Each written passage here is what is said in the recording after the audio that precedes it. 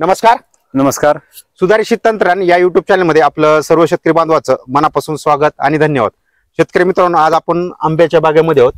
एकंदरीत आंब्याचा मोहर कसा आपण राखला पाहिजे किंवा आंब्याचा मोहरगळ का होती, आता ज्यांचा मोहर गळून आंब्याची अशी साईज बनलेली आहे त्यांनी कशी फवारणी करावी जेणेकरून आपल्या आंब्याची साईज चांगली बनावी, त्याच्यावर कीड आणि रोगाचा कुठलाही प्रादुर्भाव होऊ नये, ह्याच्यावर आपण सखोल चर्चा माहिती देणार. शेतकरी मित्रांनो, याच्या आधी आपण एक व्हिडिओ बनवला होता आंब्याच्या पिकामध्ये. आंब्याची लागवड कशी केली पाहिजे, आंब्या पिकाला कुठल्या योजनेतून अनुदान दिलं जाते आणि आंब्याचा मोहरगळ थांबवण्यासाठी आपण कुठली फवारणी घेतली पाहिजे. जर कोणी ती व्हिडिओ बघितली नसेल तर नक्की ती व्हिडिओ तुम्ही पहा. आज आपण जे एकंदरीत आता बघत आहोत, भरपूर जणांचा आता मोहरपासून एक आंबे थोडं गोटी साईड मध्ये आंबे झालेले असतील प्रत्येक शेतकऱ्याचे.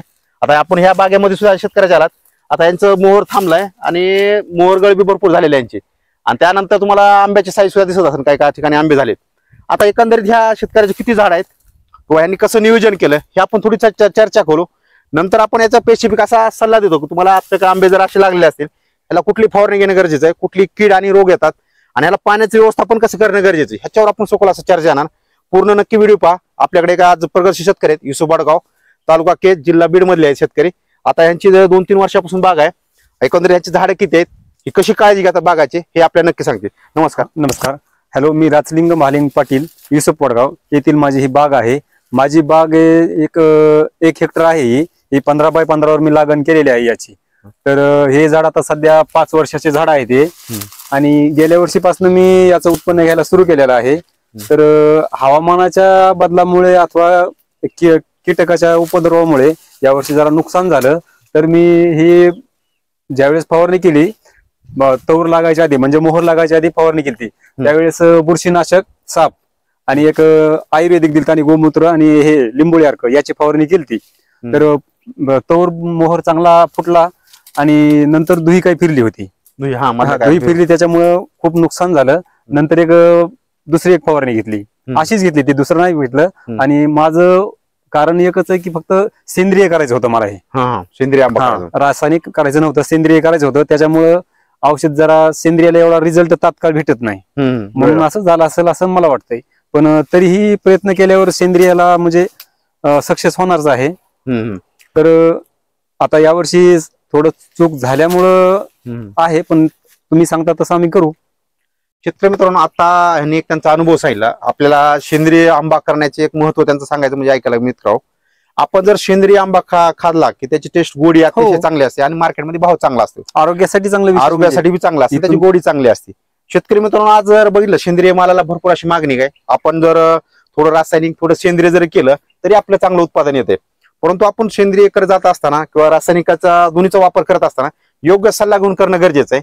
आता एकंदरीत या शेतकऱ्या जर बघितलं तुम्ही, बहार जर बघितलं आपण, तर बहाराची गळ जर बघितलं तुम्ही, तर जर आपण टक्केवारीमध्ये जर अंदाजे काढलं तर ह्याचं 40% बहार गळ झालेले, फक्त 60% झाडावर गळ राहिली, म्हणजे आंबा राहिलेला आहे. आता याला एकंदरीत ह्यांची जे फवारणी होती ती फवारणी त्यांनी निमार्क 10,000 ppm मध्ये भेटते, 25,000 ppm मध्ये भेटते, 50,000 ppm मध्ये भेटते.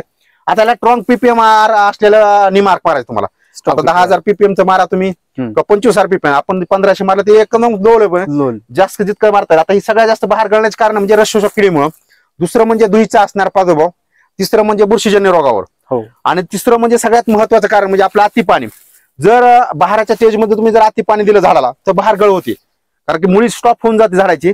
मुळी स्टॉप झाल्यानंतर वरचं जे एकंदरीत बहार स्थापन असेल किंवा बहार गळ त्याने होत असते किंवा फळ जे साजणे. आता लक्षात घ्या, बहार तुम्हाला जास्त करण्यासाठी तुम्हाला पाण्याचा जितका जास्त ताण देता येईल झाडाला ते पाणी द्या. आता ह्यांचं जर बघितलं आंतरपीक एकंदरीत ऊस आहे, आता जरी हे म्हणले नाही तरी त्याला पाणी जास्त ऊसाला पिकाला झालं, त्याच्यामुळे 9 वर फुटत आहे, म्हणजे आंबा अजून वाढत चालू आहे त्याची, परंतु अजून फळधारणाला आहे. आता दुसरं म्हणजे लक्षात घ्या, आपण बहार गळ करण्यासाठी चांगले औषधं तुम्हाला सांगायचं, जर तुमचा बहार 100% गळायला नाही पाहिजे, जे 60% 80% आपला बहार झाडावर राहायला पाहिजे, तर यासाठी तुम्हाला वेल एस्टामोन प्रोडक्ट भेटते, अँटीबायोटिक आहे, बुरशीनाशक आहे, त्याच्यानंतर इमॅक्टो नावाने भेटतंय. घोंगण किंवा आळी असेल ते सगळं गाळून टाकते, म्हणजे फुलकिडे वगैरे असतील त्याच्या अटॅक करणारे रसशोषक किडे असतील ते सगळं थांबवतोय.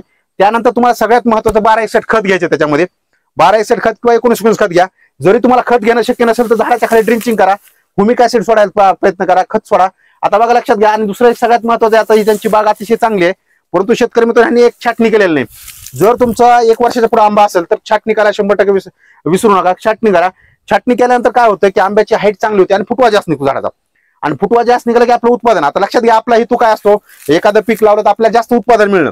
मग जास्त उत्पादन मिळवायचं असलं तर वैज्ञानिक दृष्टीने तुम्हाला प्रयत्न करावे लागतील. त्यासाठी तुम्हाला फुटव्याच्या फवारण्या करावं लागते, रसशोषक किडीला थांबावं लागेल, तुम्हाला बुरशीजन्य रोगाला नियंत्रण करावं लागेल. त्याचबरोबर तुम्हाला खताचं नियोजन व्यवस्थित करावं लागेल.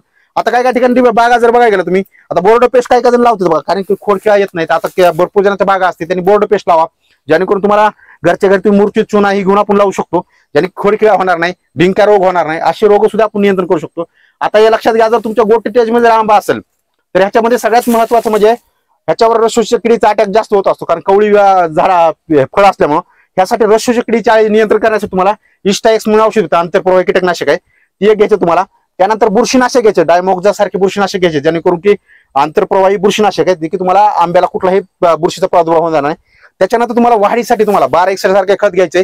जर तुमचा आंबा जर गोटी स्टेजमध्ये असेल तर 05234 खत घ्यायचे तुम्हाला मिक्स करून फवारणीमध्ये, जेणेकरून आपल्या आंब्याची लवकर साईज बनन आणि चांगला आंबा बनन. अशा 2-3 फवारण्या केल्या ना तुम्हाला एक आंब्या काढणीपर्यंत आता हे लक्षात घ्या, फवारण्याचा खर्च जास्त होत नाही, परंतु आंब्याची साईज आणि आंब्यावर असली काळुकी आणि आंबा जर चांगला बनला तर आपल्या व्यवस्थित. आता मार्केटला ज्या डॅमेज आंबा असतील किंवा एखाद्या रसशोषक किडीने जर आता पांढरे माशी सारखे असेल, त्याने जर रस शोषला, फळमाशी नसेल तर त्या आंब्यावर डाग पडला जातो, काळा डाग. आणि काळा डाग पडल्यानंतर त्या डाळी तयार होते आणि ते आंबा खराब होऊन जातो आणि आपल्या ते मार्केटला विकतात, ते आपलं नुकसान होतं. अशामुळे जर तुम्ही अशा जर बाग आंबा करत असाल, चिकू करत असाल किंवा इतर कुठल्याही फळबाग करत असाल तुम्ही, तर अशा प्रकारे काळजी घ्या त्याला, जेणेकरून तुम्हाला जास्त त्याचा फायदा होईल. छाटणी व्यवस्थित करा, बोर्ड पेस्टचा वापर करा आणि योग्य अशा फवारण्या करा. तरच शेतकरी मित्रांनो, जर कुठल्याही पिकाचं तुम्हाला उत्पादन घ्यायचं असेल तर योग्य असं नियोजन करणं गरजेचं आहे. आता जर तुम्ही बघितलं, नियोजन जर तुमचं शून्य असेल तर उत्पादन तुम्हाला मिळणार. आता ह्या जर बघितल्या शेतकऱ्यांनी, हे सुधारित शेतकऱ्यांनी अतिशय चांगलं नियोजन केलं, परंतु जर तुम्ही बघितलं एक तर कुठे तर छाटणीचा प्रॉब्लेम होता, छाटणी जर व्यवस्थित केली, बहारावर जर व्यवस्थित त्यांनी चांगली फवारणी केली असती तर अजून ह्यांना अजून जास्त उत्पादन मिळालं असतं. जाऊ द्या, पुढच्या वेळेस ते अजून ह्याच्यावर अजून चर्चा करून आपण त्यांना व्यवस्थित अशा औषधाचा सल्ला देणार. जर तुमची अजून जर बाग असेल आंब्याची वगैरे कुठल्याही जर पिकाची तुम्हाला माहिती पाहिजे असेल तर आपलं सुधारित तंत्रज्ञान हे युट्यूब चॅनल शेतकऱ्याच्या हिताचं चॅनल म्हणून ओळखलं जाते. शेतकऱ्यांना आपण त्यांच्या बांधामध्ये आणि कमी खर्चामध्ये कसं उत्पादन मिळवतं ह्याच्यावर जास्त माहिती देत असतो. ज्यांना कुणाला ते आपला व्हिडिओ आवडला असेल किंवा त्यांचं तुमचं जर काय नवीन म्हणणं असेल, नक्की आपल्या कमेंटमध्ये सांगा. आपला सुधारित तंत्रज्ञान या युट्यूब चॅनलला आपले साधारण शेतकरी सुपरवाईजर शेतकरी आहेत, यांनी आपला अमूल्य वेळ आपल्या चॅनल दिला, त्यांचं स्वतःचं एक मार्गदर्शन सांगितलं, आपल्या बागेमध्ये त्यांनी सल्ला देण्यासाठी आपल्याला एक मदत केली, त्याबद्दल धन्यवाद.